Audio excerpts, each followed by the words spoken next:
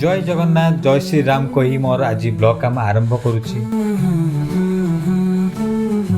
दैनंदिन जीवन में आम बहुत काम करुँच बहुत कष्ट भी करुँच बहुत काम भी करुँच कार ऑफिस टेंशन अच्छी कार जॉब टेंशन अच्छी का पढ़ा टेंशन अच्छी।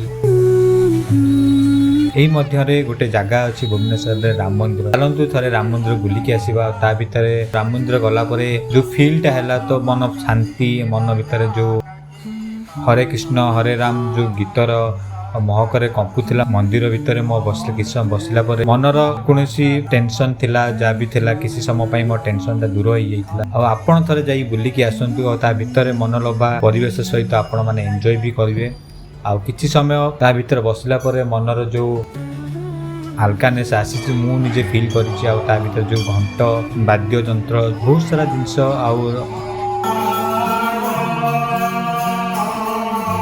हरे कृष्ण हरे राम जो जपरे कंपुला मंदिर ता मझे जो शांत मनोभाव लोक मैंने बसी कीर्तन करुले और बहुत मनलोभा थिला। मो वीडियो जब आपण मानक भल लगुच निश्चिंत लाइक कमेंट सब्सक्राइब करेंगे